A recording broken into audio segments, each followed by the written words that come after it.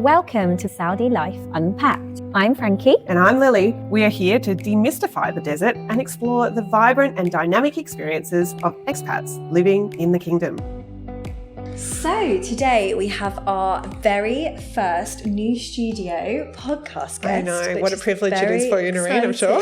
Very excited. Very exciting. Amazing. Thank you. So we are so excited to have a chat with you. And we were just saying actually before you came on that we've already spoken to you for 10 minutes and we feel like you're the best energy and this is going to be a great chat. So we are so excited to have you. So thank you for your time. So please give everyone a bit of information about who you are. So your name is Noirin and you are from Ireland. You've been in Saudi 2 years. But talk to us about what got you here. So you are the editor-in-chief of List magazine. Noirin Hegarty. I've had a long history in journalism, sort of starting out in Ireland, and then I've worked in Australia, I've worked in the UK, I've worked in the United States. Saudi wasn't on my bucket list, being honest, at all. In fact, in 2019, I was on the senior leadership team of Lonely Planet, and we had big discussions in Nashville because Saudi was opening up and, there was a lot of uncertainty in the company as to whether we wanted to actually take Saudi money for advertising for tourism, because there were a lot of things on the horizon, but nothing had really happened yet. 2019, but that was it. And I was one of the dissenting voices. I was one of the people saying, oh, no, I don't think this is a good idea. And in fact, I was invited to come on a press trip in 2019 and I wouldn't come. Because I just, as a woman, I just thought it's not comfortable. And now I look at that and I think, as somebody in the media for my entire career, I was complicit in the impression of ignorance, and actually I would go so far as to say racism about Saudi, because the image that's presented to the world, or the image that the media takes, that very superficial top line, is nothing like the reality of living here. I love that you've got that story, because it's such a common story between, even talking to family and friends back home, they really didn't know anything about Saudi until we were here and spoke accurate stories about day-to-day life. Yeah. And you wouldn't have had that when you were making your decision. No. You wouldn't have had any other information apart from maybe what news outlets were telling you. So, of course... And you were the news outlets, right? Yes, totally. I mean, I remember my first instinct when I was approached about this role was, I might go to the Middle East, Yeah. And then I came over and I met our CEO, who's a woman. I work for SRMG and Jaman Al Rashid, and I met our she's a Saudi woman. She's a Saudi woman, yes. And I met our chief strategy officer. And I always think it's like with a job, with anything, there's kind of a click. There's kind of there's a chemistry. It's a je ne sais quoi. It's just you think, I could work with these people. And you don't know them well enough to say I like them or whatever. But I liked what they were saying, and I liked, the way they were presenting the energy that they had and what they wanted to achieve. And that was the decision for me. And I tend to be very instinctive. And as a friend said to me recently, your husband is lucky if you tell him later. It's not like I go and I say, we need to discuss this. It was like, no, this is going to work. It's going to be okay. Yeah. So your husband would trust me enough to know it's going to be So okay. he wasn't here. No, he came for your role. He came for my role. Yeah, okay. Absolutely. And being honest, I think he would say it too. He found the first year here very difficult. I found it fantastic. This is really interesting for us because we get a lot of people that come over as wives, as we don't like to say trailing spouse. We use the supportive spouse. But it's that thing of we actually have... we don't come across as many where the woman has come over for a role and the husband's come over and found it difficult. We hear a lot of... And actually, now you say it, even more harder because... the men probably don't have those women-y cliques of the people that kind of, like who goes up to him in the compound and says, hey, do you want to go for a coffee? Or that's really interesting dynamic. And the friends I have here that are in senior roles as women, their husbands don't tend to be here all the time. They tend to come over and back. Yeah. But he came all the time. And he writes books on Irish history, so he researches and then he writes when he's here. But he did find it very lonely. And there's only so many times you can go to the gym or you can, hang out and have a coffee. And the days are long. Whereas I was really enjoying my job. I was gone, all day, obviously. We both had very different experiences and we found it very difficult. I mean, that's the truth. In our relationship, we found it very difficult. And so what happened after year one that made him kind of go, oh no, I can work with this. This is we moved off compound. I think that's interesting. That was a really important thing for us because our children are older, like our grown-up children. And they're not here. They're not here. Yeah. So it was just us. So I think if you have children, being in a compound is amazing. Yeah. But if you don't have children, you don't really need to be in a compound. You don't need the security. Yeah. Saudi people are lovely. They're very friendly. Yeah. So we live off Talia Street, which is kind of downtown Riyadh. Yeah. And we're right beside coffee shops, restaurants. You can walk out at night. So that changed it for him. And then he met a couple of guys that he goes to football with here. Okay. So that made a big difference as well. And they've WhatsApp group. Who doesn't have a WhatsApp group here? Yeah, It's everywhere. They're having their banter on that, and they're going to matches, and they're meeting up, and that's made a massive difference. I love that you've said that, because often people say, well, the easiest way to move to Saudi is to move onto a compound. Then you've got the instant community. But yeah, like you said, that wasn't for him. Because you don't know the environment and you're getting to know it. So I do understand how, people would do that for the first year. And for some people it works for a very long time and they're happy. We just weren't particularly happy in the environment that we were in. Right. And this has made a huge difference. And this means, you know the guy in the local grocery store, or the guy, there's a guy who sits out outside his villa and beside us, and we say hello to him. We say salam alaikum to him every morning. It's kind of all those little community connections, and they're not really deep or anything, but they're nice, and people get to know you in restaurants, and you just build kind of a friendship. Your own community. And actually, because Talia Street, for anyone that doesn't know it, is one of the kind of central streets, like you say, of coffee shops and restaurants, and that's where Social and those kind of places are. Yeah. And again, it's like a hub where people can go and sit and work and have chats. And I would say, especially if you haven't got kids, being able to just walk down, go to Pilates, walk down, go to your coffee shop, walk and have a co-working space within somewhere like Social. I think that's such a great way of knowing there's options. And historically, when I first got here, there was no options. It was compound. And like you said, when you said about security, there was 2 military points to get into a compound when I first got here. Whereas now there's one, and it's not really that strict anymore. You can walk out and have chats with people. So I love that. I mean, where we lived as well, a lot of American military are based there. So the security was very tight. Okay. But then that also was a detriment to going out at night, because you come home from work and you just, it's not worth the hassle, just stay here. Yeah. So you're not really mixing with the community. You're not really getting to know Riyadh or Saudi people. And I feel like now, we're much more immersed in that. And it's fun. So now he's quite happy here, you're quite happy here, you're off compound and you're immersed in List. And you were talking about the culture there. I'm enjoying my job. I've got a great team. I find my friends in media are astonished when I go home and I say to them, I'm not experiencing misogyny or sexism of any kind, because particularly the women think that's exactly what I'm going to experience here, because so many women are covered and because they think men don't have experience of women.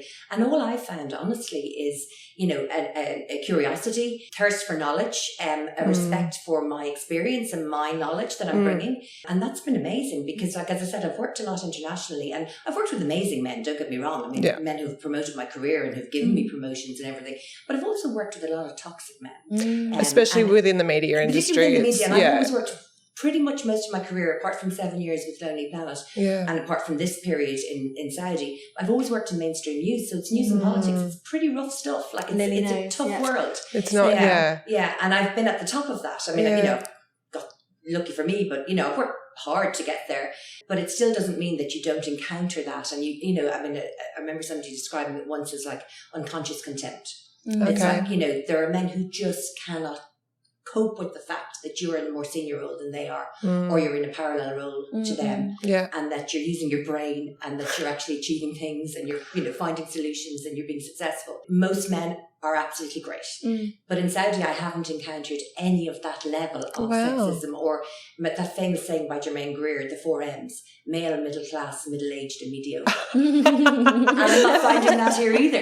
I'm finding, I love the mediocre M. Yeah, well, that's the most important M. But there's also something to be said as well about generations, right? Because here, so much of the Saudi community is younger, right? Absolutely. So again, they're coming into a different way of seeing things, whereas perhaps the media as we know it in the UK especially, in London, when I think back to some of the newsrooms I would go and visit as a PR, goodness, the old school, like just so old school minded and just not the right generation to be actually putting the news out there and understanding change. Whereas something Saudi is doing so well is change and embracing change. And so you must see that at work as well. And I think, absolutely. And I think that whole digital conundrum that we face in media all over the world, the money always came, the revenue always came from print, and you knew exactly what your model was. It was your print circulation and your advertising. And now we're in digital and it's a completely different world. And when I joined SRMG and took over in the role of List, the magazine was literally a couple of months old and it was envisaged as a print publication, a monthly print publication. Right. And there isn't a monthly print publication market. So we moved to quarterly with the magazine and we put all of our effort then into digital and social, and we've had enormous growth in those areas because it's a young population in Saudi, because there is that interest. And you know, our audience would be Saudi and expat. I mean, it's not just Saudi. But what you get then with that is younger people who don't have the experience and maybe the baggage that we have of, you know, kind of a print legacy, but have the enthusiasm, the energy, the drive, that wanting to learn, that wanting to be better. And it will take time. I mean, I'm not going to gloss over and say everything is perfect. It's not. It will take time for that to embed. And for those people to go on into their 30s, 40s, 50s, you know, and bring all of that experience to bear. But at the moment, what you're getting is a lot of young Saudi people who are fantastic. And you have the English and Arabic, right? With I mean, I'm old school. I love a magazine. I love the smell. I love the feel. Like every time I go home, I grab like Red magazine. And, but like, how often do you have the time to sit down and read it? Exactly, like that's you what need I was to going to say. They're all piled up in my house. I haven't got through them yet. Whereas digital is obviously the future and the way it is here. So it's amazing that you're, you know, embracing that, and that's the I think you train yourself. I mean, I've been in digital primarily for the last 15 years, and you know, people my age would say to me, "Oh, but I love the feel of print or whatever," and I go, "Yeah, but you know, it's the convenience of I read more widely now than I've ever read, because I'm reading the New York Times every day. I'm reading, you know, other international publications as well as I still obviously have all the Irish ones because I keep in touch with home. That I think is amazing. Whereas there's no way I would be reading those papers in print or magazines. They're just so easily digested, absolutely. Are they? And what we do is we have a PDF of our magazine on our website as well, so that you can engage with both. There you go, Frankie. Yeah, I can do it all. It's good fun. You sorted. So you came to Saudi, and it's obviously List Magazine is talking about what's going on in the kingdom. So from your editor's seat, what do you think people kind of have as misunderstandings most about living here in Saudi? Like, what are people still, you know, what are you still demystifying when it comes to being here? I think it's on many levels, to be honest with you. I think you're demystifying Saudi because of the impression of Saudi internationally. I think you're also demystifying Islam, because there's a misunderstanding as to what that religion is. You know, people will say very glibly to you, "Oh, of course it's really safe there because they'll chop off their hands if they do anything," with no understanding of how people try to be good within Islam, how it is part of their culture, that they're friendly, that they're hospitable, that they are kind, and they want to help you. Now, you know, obviously not everybody. I mean, you know, there's always the odd person, but in the main, I have to say, I've only met with goodness in Saudi Arabia, and I think that's very misunderstood. With the backing, the goodness being the backing of that religion as well. Absolutely. Like it's not, yeah. I mean, I think it's embedded in the culture, so you know, it's hard to differentiate between the two. And in fact, I see many parallels with Ireland, where Catholicism, you know, up to relatively recently was so dominant in Irish life. And family is so important. And I think, you know, there's a total misunderstanding as well. You know, it's not a democracy. And, you know, I'm not trying to, you know, drink the Kool-Aid here or say, you know, this is the way to do everything. But things get done in this environment. And there is a benign approach to things. And, you know, we all live in Riyadh. You see with astonishment how quickly things are built, how quickly things happen, how the progress is real and tangible. You'll talk to very well-educated people here who will talk to you about, you know, their monarchy and their history in terms of ruling and everything else. And it's very interesting to hear. And sometimes I think we can be very arrogant in the West, and we think our way of life is the only way of life. And, you know, I'm not saying their way of life is the only way of life, but I have enormous respect for it. And I get a lot of respect in return. And I think their family focus in Saudi is wonderful. I mean, nobody gets left behind. You know, people look after people. And I think that's a really positive thing. And many positive things that we can learn from as well. We always say that about Ramadan, because it brings out obviously such beautiful moments of the Islam religion, whereby kindness is key and, you know, really positive thoughts, and it's all about charity. I remember all those years ago, my first Ramadan, being terrified, being like, hang on, what, we don't eat and drink within the hours of sunlight because we're in their country. Wow. Whereas now I'm like, I'm so embracing of all the beautiful parts of their culture and their religion. I think that's amazing that you know, you're echoing that as well. I think it's our job to respect that. I mean, you know, I think coming into, and the people I've seen who haven't succeeded here are the people who've come in thinking they can change it, that they've come from somewhere internationally, from a big role. And they're trying to create another Western country. I'm going to bring Saudi up to speed with the rest of the world. And I think what you have to do is understand and respect the culture here, take the best bits of it, and then hopefully bring the best bits of yourself to come together and to do something that will be successful. It's interesting. We met someone yesterday who was Saudi, and she was saying she was loving our podcast because she was saying she really enjoyed that expats were talking about Saudi in a way that hadn't historically been talked about by expats. And when a Saudi speaks about Saudi, it can be seen as a propaganda, and you know, we've been told to say this. So how do you, as an editor of a magazine here, kind of not get caught up in, we talk about like the Giga projects have these amazing moments of like PR, but how do you talk about the truth behind being in Saudi and, you know, the heritage and what it really is like? Yeah, and how do you select what to feature on the list? You know, you could talk about Diraya nonstop, but what is it that you go, no, let's talk about this rather than that? I think it has to be real. I think, you know, and I think there's amazing things happen with all the Giga projects, with Neon, with Diraya, with everything. But unless they're on the ground, unless they're open, it's not very interesting for an audience to see renders of what it's going to look like. Correct. Qiddiya has opened. That's doing phenomenally well on social media every time we write about it because it's real and you can go. Yeah. You know, so I think that's really important, is that they are real experiences for people, and it's not something that is an aspiration or in the future. And then it's really about, you know, sometimes we send Saudi people, sometimes we'll bring in journalists externally. Okay. We brought in 2 British journalists last year, a woman who travelled alone in Saudi and went to APA and, you know, spent some time in Riyadh as well, and then a man who had been here 15 years ago and hadn't been back in the interim. Oh, I love that approach. You know, so their experiences were very different. Yeah. And I think that, and then equally we'll send, you know, our Saudi teams, and we've a really good team of videographers, you know, writers, content creators, and they'll go out all the time and be doing, you know, be covering what's happening. I think what we always are conscious of is this for our audience? Like, is this going to resonate? And I think you'll understand from a PR background,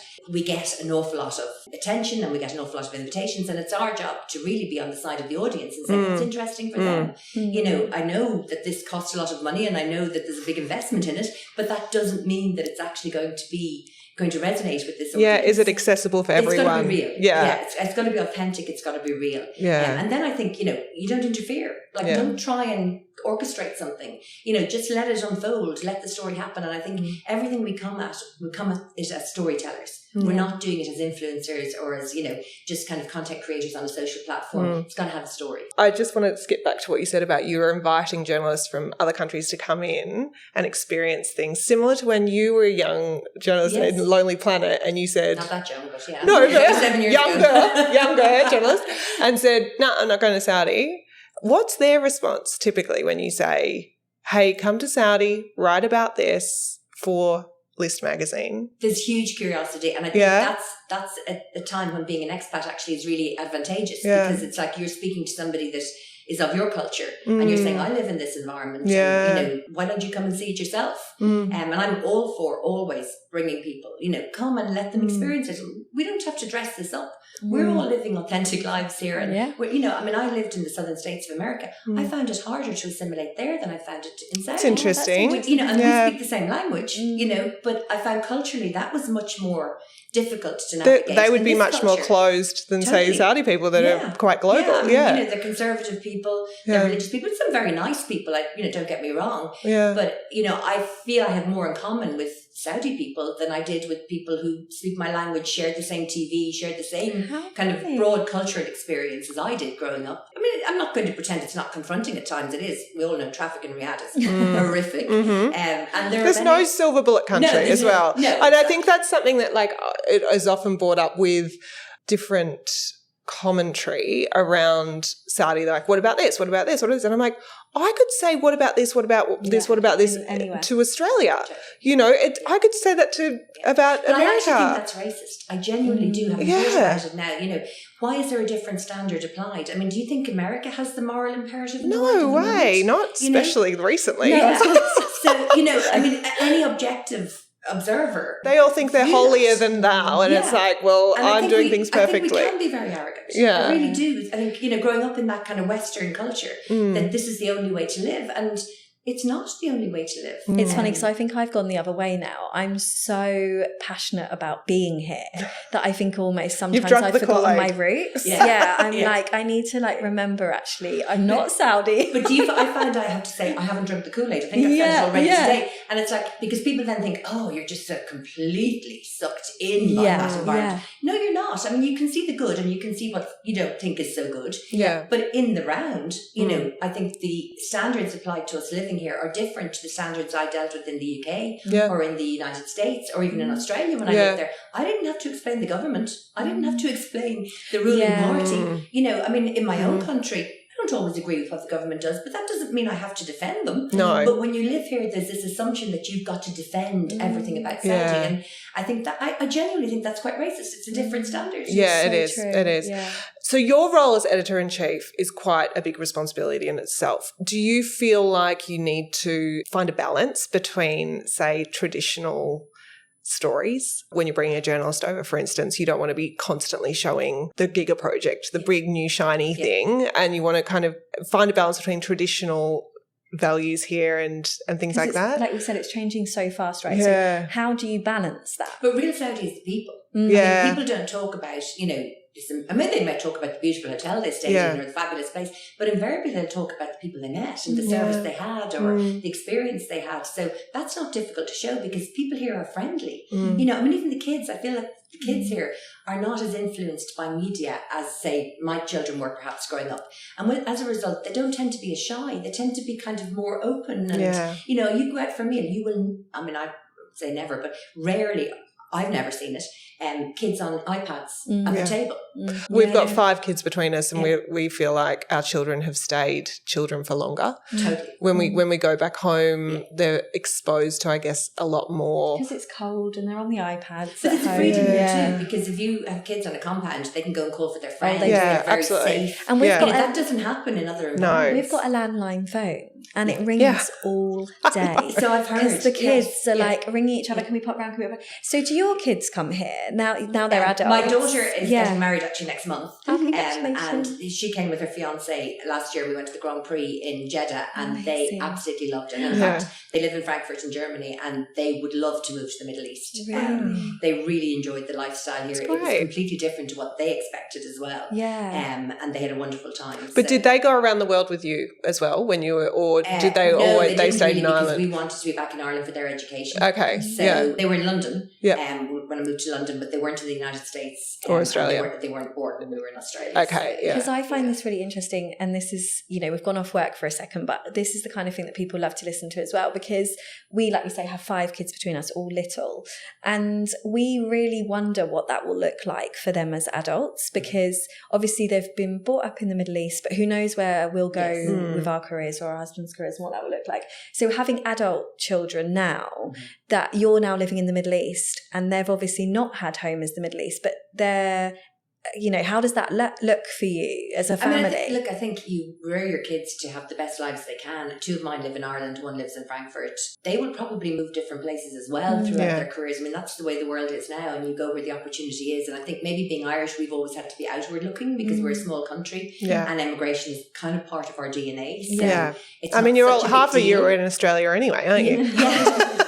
Exactly. A lot of us live in Ireland as well. If you were to take the Irish diaspora globally, I mean, it's many multiples of the population in the country. You don't have control over that. You don't have control over what they do when they become adults, what they want to do, what careers they have or whatever else. I think all you can do is give them roots and give them wings, as my late dad used to say. You give them I love a home to come back to. And then you give them the opportunity to soar.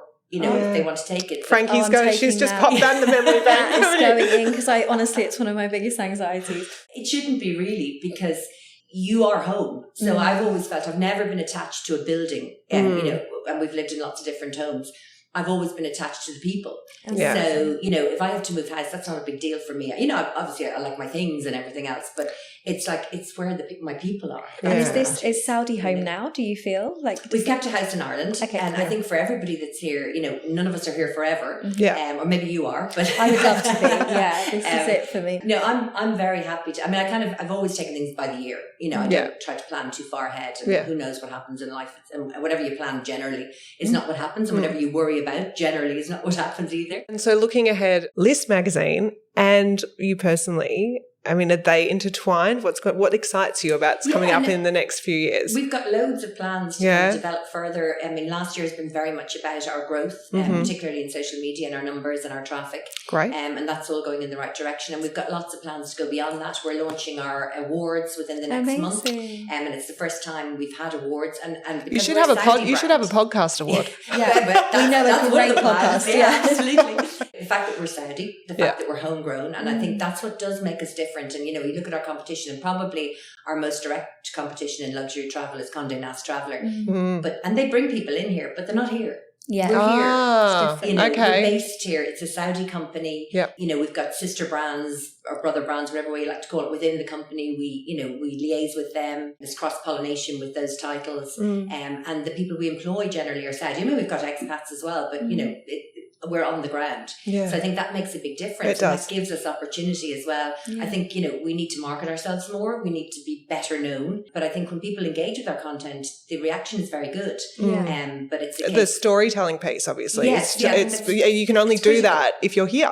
Totally. You can't tell the story accurately if you're Totally. based somewhere else. Totally. I think what we have is that authenticity, because, you know, when you send people in an assignment, fine, okay, that's great, but they're here for a period of time, and whatever happens in that period is what gets reported. It's not the reality of being here all the time, where you can then make evaluations based on your entire experience. Yeah. And I think that makes it different. It's funny because we talked about it on one of our episodes. We were actually interviewed by a podcast in Texas, and we talked about this, about my dad had sent me an article from London. It was the Independent or one of the newspapers at home.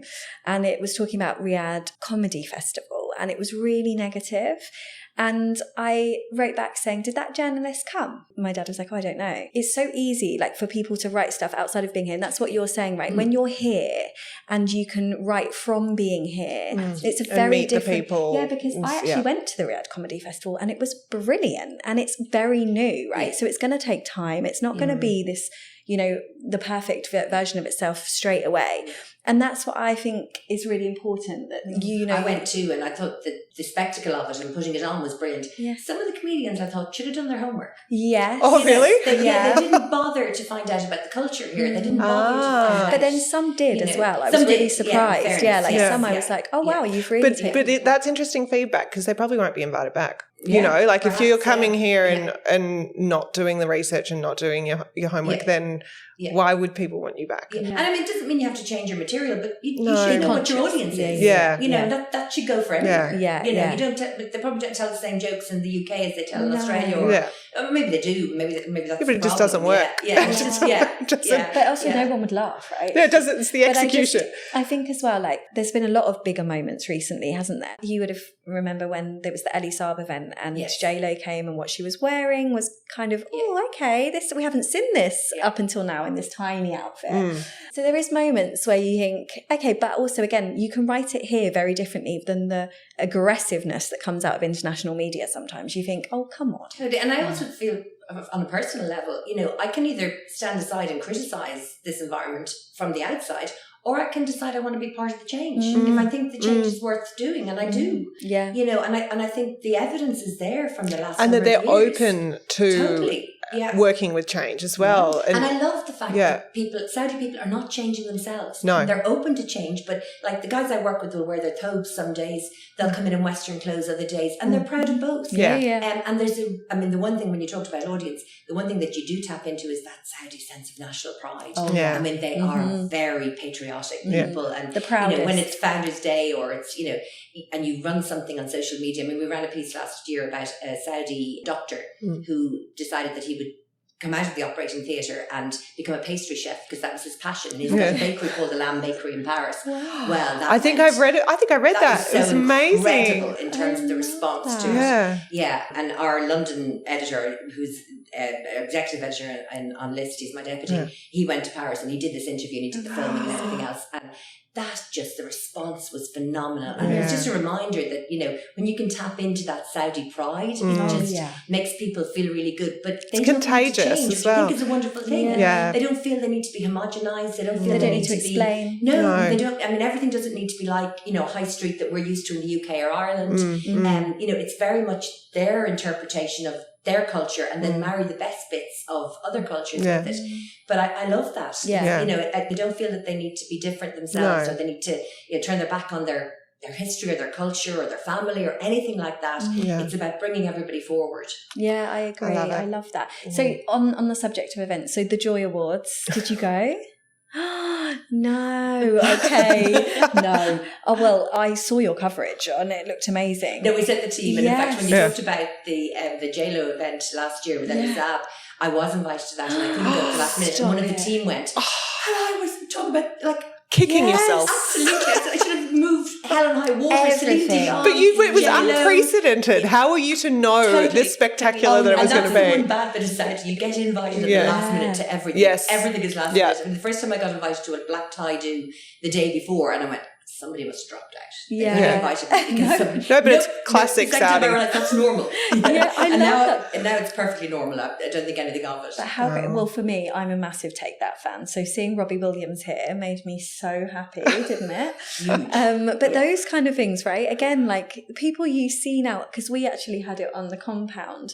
We were by the pool one day and my husband saw that there was a guy that, was a bit older and kind of said, oh, we don't recognise him. Anyway, long story short, it was Alex Ferguson. So Alex Ferguson, he was in our compound. And you just think really because he has Saudi Cup horses, so he was here. So it's just mad. The people you see around town. And it's just so exciting. I mean, Boris Johnson was here for Saudi Media Forum last year. Yeah. Oh. And Saudi Media Forum, I'm involved. It's coming. Up again this month, so I'm not sure who's speaking this year. But I think that's amazing that, people of, caliber and different professions from around the world are coming in. Shining the spotlight on it. Yeah, but it's your story that I absolutely love, Noirin. I think that it's, especially in the industry that you're in and the people that you're working with. So we really appreciate you coming and chatting with us. Thank you so much. I mean, I feel like I'm living my best life. I'm really enjoying it. And, when I go back and, I hear people in media in Ireland and the UK and I'm still involved in things there. Yeah. And it's all about reduction and it's all about, another round of redundancies and cutbacks and everything else. And look, I'm not going to pretend things can be challenging here as well. Everything isn't, amazing all the time. But it's a growth trajectory. Absolutely. And when you're in an environment that's growing, that invigorates you. Yeah. And it's funny you say about the pride, right, of Saudis. That rubs off on you and you start to feel really proud about the vision and the way we're going and the way the country is going. And what we really try and do on the podcast is not say them and us. Yes. We're in this together. Totally. And what List Magazine is doing and what you are doing is you're going in the right direction for this kind of incredible country that's just going to get bigger and better. Totally. I don't know if you find it, but I have very little patience when I hear people whinging at home and complaining about things the whole time. And, it's like, Ireland is a great country. Why can't you have the same kind of pride? Yeah. And lots of people do, but some people don't. It's a lot easier to complain, isn't it? It's a lot easier. It's because it's grey and cold.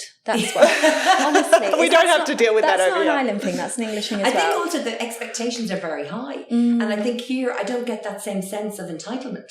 I don't get that same sense. I get a wonder. I love the fact that everybody signs up to Vision 2030. It's not like something airy-fairy. It's real. And people are seeing that progress in real time. And it's funny because historically, again, like years ago, you'd come for a year, you'd come for 2 years. Whereas now we're on the cusp of 2030. Everyone's like, we're not leaving. Yeah, we've got to, we're going to see this out. They're curious, aren't they? Yeah, it's going to be incredible. Yeah, I feel like that, especially List Magazine would cater to that. Just so many people here are just curious. Totally. And I feel with travel and tourism, the numbers are really good, outgrowing all of the predictions every year. But we're still on the cusp. It still hasn't happened. There still is, as we were talking about earlier, a lot of ignorance about Saudi, but I think there's also a lot of curiosity.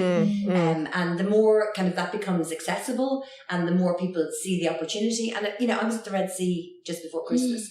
On our bucket list. It is incredible. Where did you stay? I stayed in the Ritz-Carlton Najuma. It is, and I travel a lot, and I travel only luxury travel, and lucky me, and I travel. I wish I could say that sentence. I travel a lot, and I only travel luxury. Okay, it's an amazing job, But we also do take the responsibility very seriously. That, the people that are going to go and read our content or engage with it on social or whatever else, or watch our videos, they're going to spend a lot of money doing these things. So we want to make sure that we're giving them good advice. But I haven't gone to the Red Sea. Honestly, I think the Seychelles, the Maldives, Mauritius are all in trouble. Yeah. Because it is much more, and at the moment it's not quite so accessible from Europe because you've got to go obviously through Jeddah or through Riyadh or, you can come from the Middle East.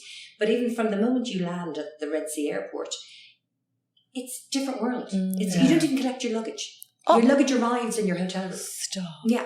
Yeah, it's like landing at a 5-star hotel. Okay, well, we're happy to walk people through this in a live podcast, Red Sea, if you're listening.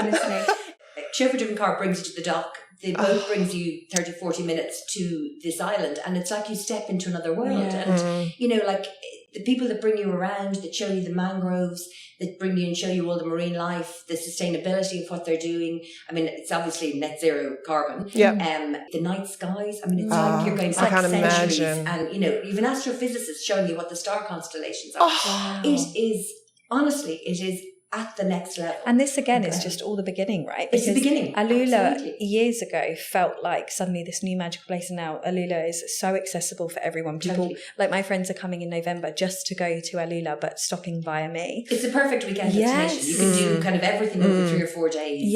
There's so many places in Saudi we want to visit that we're going to just start opening up in the next few years. Like the ski, you can ski, then you can go to Red Sea, then you can go. Absolutely. Like, what an amazing place to be. What is boredom?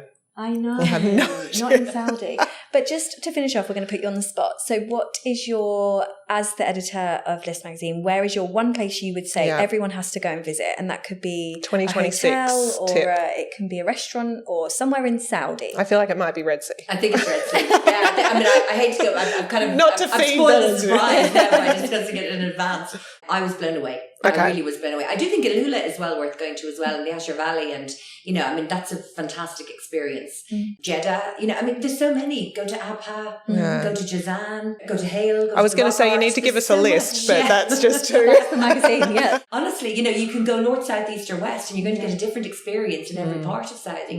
So I think, you know, that's what I think. There is this impression that it's a desert, and yes, there's desert here, but that's one tiny part of the overall experience. And I mean, we're spoiled in Riyadh. We're spoiled with all the restaurants we have, all the new places that are opening up all the time, and the convenience of everything, getting everything delivered to home like so easily.